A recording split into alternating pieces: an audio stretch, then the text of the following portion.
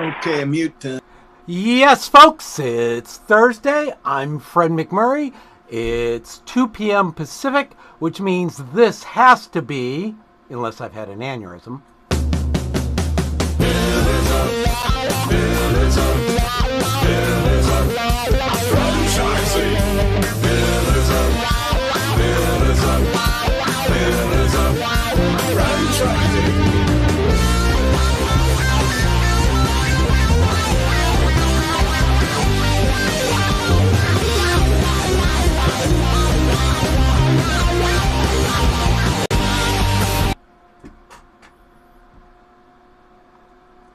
Look at what Kristen has in her hand. Ooh, you know how I am every day. If we're going to be doing a discussion about a QSR or any kind of franchise, I like to go check it out first. So this was my kind of proof of concept, so to speak, based on the article I read last night. And I was sending you texts at like 11 o'clock saying, hey, check this out, right? Yeah.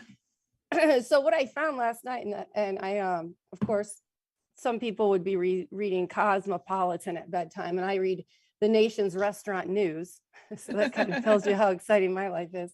I read Jack in the Box taps into the Mick disappointment about broken ice cream machines during Shamrock Shake season. And I was like, whoa, wait a minute. You already know I go to McDonald's at least once a day to get my large unsweetened iced tea. So I thought, I'm going to have to check this out. And so I went to 3 places today because I wanted to find like what's the deal with these broken machines. And the first one I went to, it was like at 9 a.m. The lady said it worked. Cool. Second one I went to, the lady said, well, no, we don't have those. Well, wait, yes, we do. Nope, we don't. And then when I got to the checkout, as I ordered my McFlurry instead, she said, oh no, now it works. And I'm like, okay. But I'd already paid for my McFlurry. So then I went to the third McDonald's today, where you'll see I got my, where's it at? My McShamrock shake. And I said to the kid, oh, great, the shake machine's working today. And he started laughing. He looked at me, he goes, I kind of think that must be like this big joke out there or something, because everyone always wants to know if our machine is working.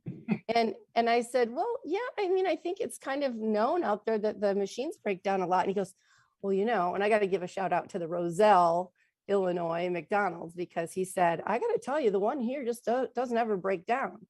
And so I was like, hey, great for that franchisee. They take care of their machines. And a friend of mine said, well, you got to always go to the one in Roselle because the one in another town nearby is always broken. So that was my research on this very interesting Mick disappointment. So I have to get this straight. You have had a McFlurry and a Shamrock Shake. Did you get something at the first location? Well, that's where I got my first iced tea of the day. Okay. And then I bought a salad, but I didn't eat it because the McFlurry filled me Because you're up. full of McFlurry. Yeah. And now I have my all for the show. It was all for the show. You can absolutely blame the show. Yep. That is hilarious. And so the reason that they're doing this, there's a McBroken.com. It's a funny marketing thing, and they've done some interesting marketing. Someone has overtaken that URL. Yeah. To talk about where they have the Shamrock Shakes, right? One of my favorite places, we'll say in the wee hours of the morning on the West Coast, called the Jack in the Box. Right. So they're hijacking the idea. And this is not the first time that's happened to McDonald's. I kind of enjoy marketing campaigns like this because I think it's like those church signs across the street where there's just escalating messages and then the whole town gets involved. Yeah. Except they're trying to steal McDonald's business. But in 2019, the Burger King did that, where they did location tracking. Do you remember this? Oh, yeah. Yeah. And they would track people going into a McDonald's and send them a coupon. It was more complicated than that, but then they would have a certain amount of time to run to the nearest Burger King, and they would provide the route. The electronic route. So people would flee the McDonald's. And I mean, I think things like this are interesting. They're creative marketing. They're using big names. They're generating a lot of buzz. Yeah. And it works. I mean, people did flee McDonald's, and I'm sure the people who are looking up McBroken are going to go to Jack in the Box to get their Shamrock Shakes. Well, and again, a shout out to McDonald's because I love them for their iced teas and for a lot of different reasons too. But it's very interesting when you read this article, they've got a whole issue now with the person or the company that has developed the gadget that is supposed to fix these machines. And that company is suing McDonald's for $900 million. How ridiculous is that? In damages, saying that the fast food giant has interfered with franchise operators attempting to fix their ice cream machines. Now, wait a minute. I don't know where these original machines are made from, but why don't we just get machines that can handle the output to begin with, right? Yeah. And listen, I worked at a frozen yogurt shop when I was in high school, and I know those machines are a pain in the butt. I don't want to be on a ladder with my butt in the air and my face down in the middle of a frozen ice cream machine. No one wants that job. So, whatever it takes to get these machines fixed. I mean, I feel bad for McDonald's. The franchisees need help. They need to get these machines up and going. And I just found it really funny because, Jack in the Box and this whole McBroken thing and the McDisappointment just struck me last night. And so now today I'm going to have lactose intolerance from all these green mint shakes and flurries today. It's interesting that the young man in the drive-thru didn't know this because you're in Chicago, I'm in Spanish Fort, Alabama, and it is all over the what's happening in Spanish Fort, what's happening in Fairhope, what's happening in all our little tiny communities. There is a lot of chatter about which McDonald's has working shakes machines. So it is a thing, and it is damaging the reputation of McDonald's. If that's a running joke, they don't want that. And I'm amazed that McDonald's hasn't sued them to recoup that.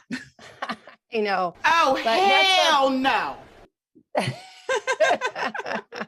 So that's our word on the street. Before you go, you might want to call, as I did, to one of the McDonald's. And the girl that told me yes, but no, but yes, but no, but yes, after I paid, I said, wow, does the machine go down a lot? And she goes, unfortunately, here it does. And I'm like, okay, so at least I know the one to kind of shy away from if I'm really craving that mint shake. So yeah.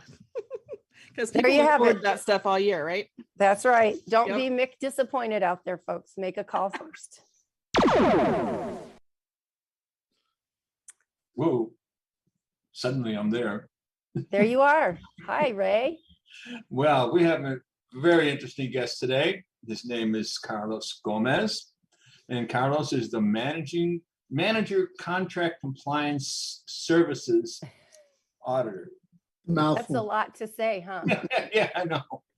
So Carlos has extensive experience in performing and managing contract compliance audits in various industries.